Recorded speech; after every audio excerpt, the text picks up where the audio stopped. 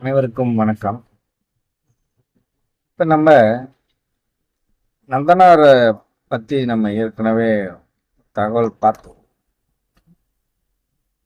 யார் பிராமணன் யார் சூத்திரன் அப்படின்ற ஒரு வீடியோ போட்டிருந்தோம். அதில் நடராஜர் கோயிலை பற்றியும் நந்தனாரை பற்றியும் சில தகவல்கள் 2 வீடியோவாக போட்டிருக்கோம். இப்போ நந்தனாரை கதையை பற்றி தெளிவாக ஞானத்தில் விளக்கும் அளவிற்கு தமிழ்நாட்டில் ஒரு கோயில் இருக்கு. எல்லாருமே என்ன பண்ணுவாங்க, எல்லா கோயிலுமே திருப்பெருந்துறை கோயில் சிறந்தது, திருநள்ளார் கோயில் சிறந்தது, திருக்கடையூர் கோயில் சிறந்தது அப்படின்னு நிறைய வீடியோ நிறைய பேர் போட்டதை நான் பார்த்துருக்கேன். நிறைய யூடியூப்ல நிறைய வீடியோ வருது. இந்த ஊர் அந்த ஊர் திருப்பெருந்துறை அப்படி இப்படின்னு நிறைய ஊரை சிறப்பாக போட்டிருக்காங்க. ஏன் இப்படி எல்லாருமே ஜாதியோட அடிப்படையிலேயே நிறைய விஷயங்கள் இங்கே நடக்குது. பிராமணர்கள் அப்படின்னா அவங்களுக்கு ஒரு முக்கியத்துவம் கொடுக்கறது, மற்ற இனத்தவர்களுக்கு ஒரு முக்கியத்துவம் குறைவாக இருக்கு. இதுக்கு என்ன காரணம் அப்படின்னா, பொதுமக்கள் நீங்க ரொம்ப விழிப்புணர்வா இருக்கணும். நான் என்ன சொல்றேன், நீ நிறைய விஷயங்களை தவிர்க்கணும்.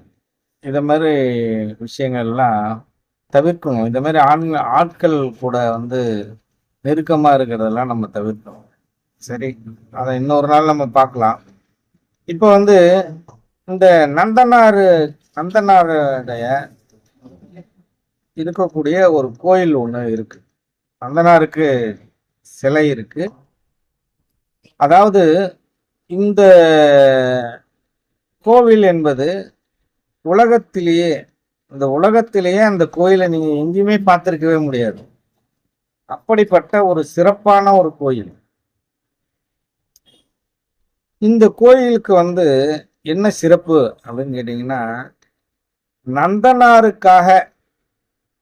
நந்தனாருக்காக நந்தியே விலகுன ஒரு கோயில்.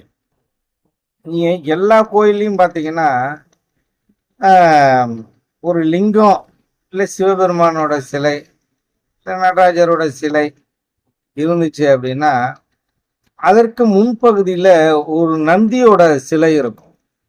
ஒரு பலிபீடம் ஒன்று இருக்கும். முதல்ல அடுத்த நந்தியோட சிலை இருக்கும். அதுக்கப்புறம் தான் இறைவனோட சிலை இருக்கும். அது இறைவன் இல்லை, அந்த கற்சிலை இருக்குன்னு வச்சுங்களேன். எங்களை பொறுத்த வரைக்கும் இறைவன் என்பவன் வேறு. இது அந்த கற்சிலை இருக்கும். அந்த கற்சிலை நேரடியா நீங்க அந்த இறைவனை தரிசிக்க முடியாது. இறைவனை நேரடியா போய் தரிசிக்காம நந்தி போல குறுக்க ஒருத்தர் நிற்பார். அவர் யாரு அப்படின்னா நந்தி. அவர் தான் நந்தி. எல்லாம் நம்ம வழக்கமாக சொல்லுவோம் இல்லையா, ஏன்டா நந்தி போல மறைச்சிக்கிட்டு நிற்கிறேன் அப்படின்னு சொல்லுவோம் இல்லையா. அது பழமொழி. அந்த பழமொழி பார்த்தீங்கன்னா, இறைவனை நேரடியாக நீங்க பார்க்க முடியாமல் அந்த நந்தி பெருமான் தடுத்து கொண்டு இங்க இருக்கார், போகும் வழியில் இருக்கார்.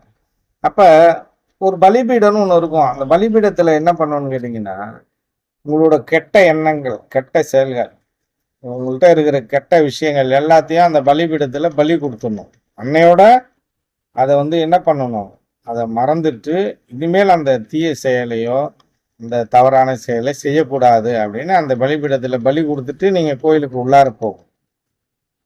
கோயிலுக்கு உள்ளார போனீங்கன்னா அடுத்தது யார் இருப்பார்? நந்தி இருப்பார். நந்திங்கிறது ஒன்றும் இல்லை, ஞானத்துல நம்ம போகா புனல் அப்படின்னு சொல்லிட்டு நம்ம ஞானத்துல அந்த அண்ணாக்கு துவாரம்னு சொன்னோம் இல்லையா, அந்த அண்ணாக்கு துவாரமாகப்பட்டது மேலே அடைத்து கொண்டிருக்கிறது. அந்த அடைத்து கொண்டிருக்கும் அந்த விஷயத்துக்கு தான் நந்தின்னு சொல்றது. அடைச்சிக்கிட்டு நிற்கும். நேரடியா நீங்க இறைவனை தரிசிக்க முடியாது. அந்த இடம் மூடி இருக்கிறதுனால உங்களால போக முடியாது. அதுக்காக தான் வடலூர்ல 7 திரைகளை நீக்குவாங்க. ஒவ்வொன்றுத்துக்கும் ஒவ்வொரு திரைகள் அப்படின்னு சொல்லிட்டு ஒவ்வொரு விஷயமா சொல்லிட்டு வராங்க.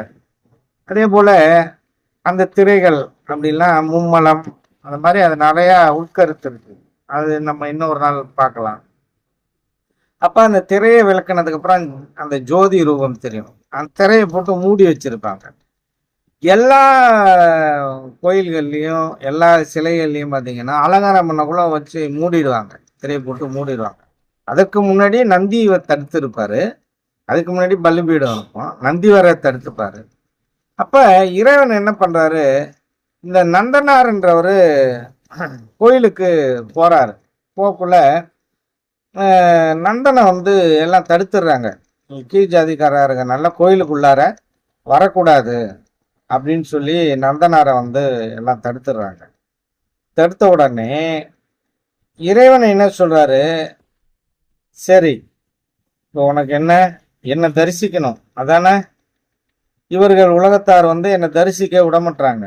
உங்க என்னை தரிசிக்க வேணான்னு சொல்லிட்டு அவங்க என்ன சொல்றது, நீ வெளியிலே நில்லு, நான் நந்தி பெருமானை விலகச் சொல்லி நேரடியாக உனக்கு தரிசனம் கொடுக்குறேன் அப்படின்னு சொல்லிட்டு நந்தி பெருமான விலக சொல்லிட்டார்.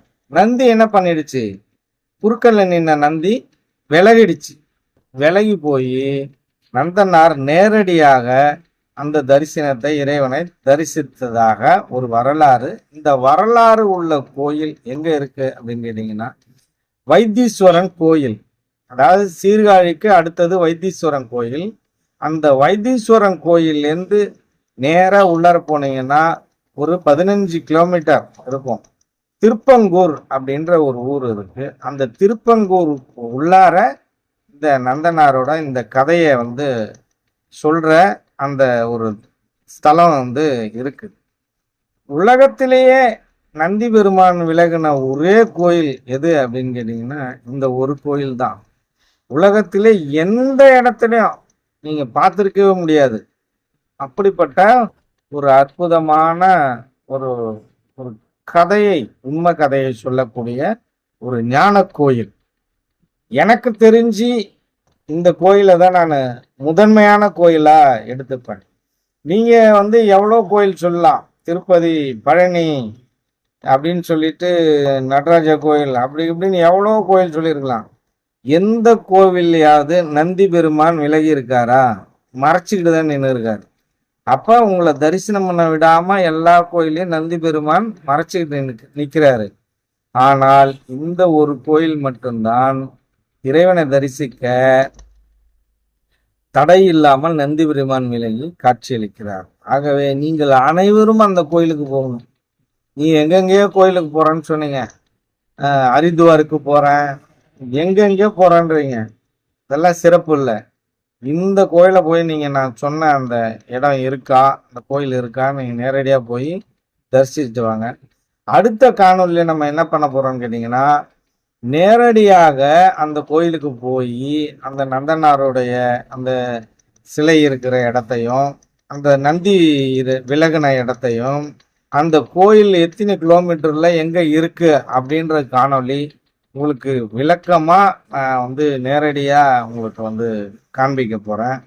இது மிகவும் சிறப்பு வாய்ந்த ஒரு கோயில். இது அனைவரும் நீங்க தரிசிக்கணும். இதை ஏன் எல்லாருமே விலக்கி வைக்கிறாங்க அப்படின்னா, நந்தனார் அப்படின்னாலே எல்லாம் கீழ் ஜாதிக்கார் அப்படின்னு சொல்லி விலக்கி வைக்கிறாங்க. இந்த மகான்கள்ல கீழ் ஜாதி மேல் ஜாதின்னு ஒண்ணுமே கிடையாது. இந்த மகான்ல கூட கீழ் ஜாதியா இருக்கிற நந்தனாரை விலக்கி வைக்கிற ஒரு பெரிய அநியாயங்கிறது இந்த தமிழ்நாட்டில் தான் நடக்குது. இந்த அநியாயங்களுக்கெல்லாம் ஒரு முற்றுப்புள்ளி வைக்க முடியுமா அப்படின்னு கேட்டிங்கன்னா, எல்லாரும் ஒவ்வொரு தனி மனிதனும் நீங்கள் மாறணும். மாறி எல்லார் வீட்டிலையும் என்ன பண்ணும், கலப்பு திருமணம் அந்த மாதிரிலாம் இப்போ பாரதி சொன்ன மாதிரி ஜாதி விட்டு ஜாதி கல்யாணம் பண்ணும், வரதட்சணை வாங்காம கல்யாணம் பண்ணும். அப்படிலாம் ஒரு முறை இருக்கா? அப்படிலாம் ஒரு ஒரு வழிமுறை இருக்கா? அப்படிலாம் நபர்கள்லாம் இருக்காங்களா அப்படின்னா, இன்னொரு காணொலியில அப்படிப்பட்ட ஒரு நபர்கள் இருக்கிறார்கள், அப்படிப்பட்ட சில மனிதர்கள் வாழ்ந்து கொண்டு இருக்கிறார். அவர்களை பற்றி நான் அடுத்த காணொலியில உங்களுக்கு தெளிவா போடுறேன். நம்ம வந்து நாளைக்கு நம்ம வந்து அந்த திருப்பங்கூருக்கு போய் நேரடியாக எல்லாத்திட்டையும் அதை நான் காமிக்க போறேன்.